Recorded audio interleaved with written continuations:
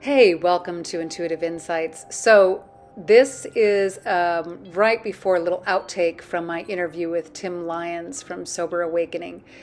And it was before we started our interview, but it had a pretty profound message. I was excavating our interview and editing it, and I felt like this chunk could suffice as a little mini universal message and a meditation, invitation, message for your week.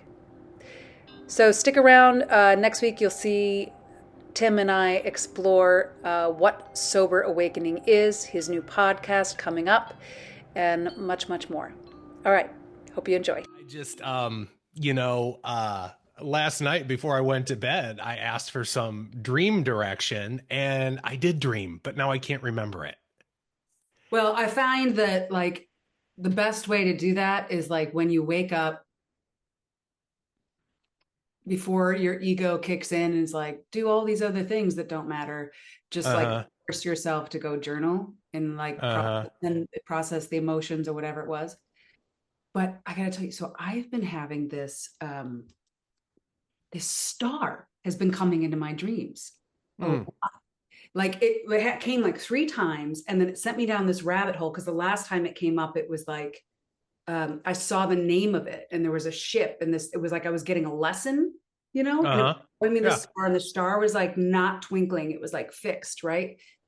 Which can also look like a planet, you know what I mean? When it doesn't twinkle. Sure.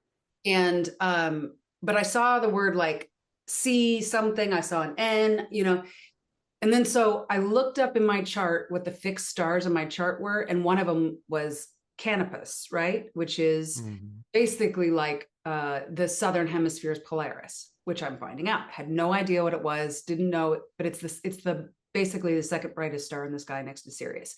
So I've just Okay. learning about this, which is I was like kind of cool. Like Right. never known about this if it hadn't happened to me in a dream. And then I'm like, what the fuck does this mean? So I meditated on it a little bit. And then this morning, it's like that star was waking me up. It kept like, it just like I saw it brightly and then I opened my eyes. Like 3 times it was being lazy and didn't wake up. Mm-hmm. At like 5 in the morning. But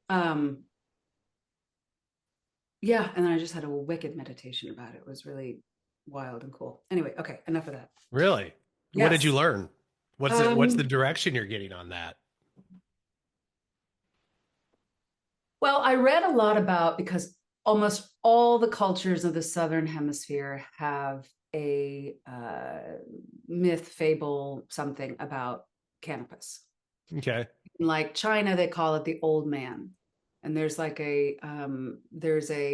I think Korea as well. And and it's part of a bird constellation there. It's either a bird or a dog constellation in these southern or these cultures, ancient cultures. And the old man was sent to live a long life. So part of that could be like I just had a big health scare, and so I'm wondering if it's I'm wondering if the resonance there is like chill out, don't worry Mm-hmm. about that, because it was a massive health scare that came out of nowhere. Yeah. And so I'm wondering if that's part of it. Another one was sailors used it as a directional navigational star, obviously in the southern hemisphere. So the other part that's resonating with me, the other thing that's resonating with me, and when I looked up like, people's dreams interpretations, there's a lot of Islamic dream interpretation. It said something about like the fixed stars being like your guides saying like you're going in the right direction, keep going. Do you know what I mean? But Yeah. today, the meditation, and I was looking at the rose because I was like, is this a planet or is this Mm-hmm. Canopus? Because I was feeling Jupiter. And when I looked at the rose for Jupiter, it just like melted like lava. I was like, okay, so not Jupiter. and then Right. when I Yeah. looked at Canopus, I mean, I would, ask the star or the rose if it was Canopus, and it just shone to me. Like it just was like I was like, okay, so it's that. And then it's like it sucked me in to the rose and like so crazy, disintegrated me into like stars, like light, you know what I mean? Mm-hmm. And then it's like I went towards a wormhole, like another constellation, and it felt like it was this star, this Canopus star, right? And it was like I kept asking questions because I'm like, what is this? What is the message? What, you know? And this is where it's like you have to like let it fall off to find out what was imagination, what's intuition, you know? But it felt Right. like the star was like getting bigger. And then I saw like a new land. And then the phrase that I kept hearing. Oh, and then this guide, the guide that showed me the star initially, that's been coming into my dreams a lot. I was like, who are you? And he wouldn't tell me. It felt like a masculine voice. He wouldn't tell me, but I heard like I'm a Right. teacher is what I heard. That's it.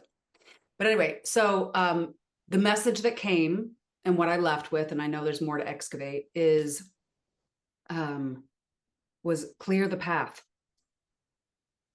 That's what I got. Really? For me, for others, what? And it was like, clear the path. I was like, okay, all right, sensei, I'll peace out right now. All Anyway, right. no? Yeah. There you have it. That intuitive message from the week based on my dream and this rabbit hole I actually went down with the star Canopus, which is actually pretty cool to discover something new that I would never have known before had I not had that dream. So, use your dreams. They are a beautiful tool. Next week, I interviewed Tim and his journey from gutter drunk, as he says, to sobriety and the spiritual awakening in, around, and in between. I hope you come back and enjoy. And if you have any information on the star Canopus or know what it might mean in a dream, you can please reach out to me at Magnetize Your Light on all socials. I'd love to hear it.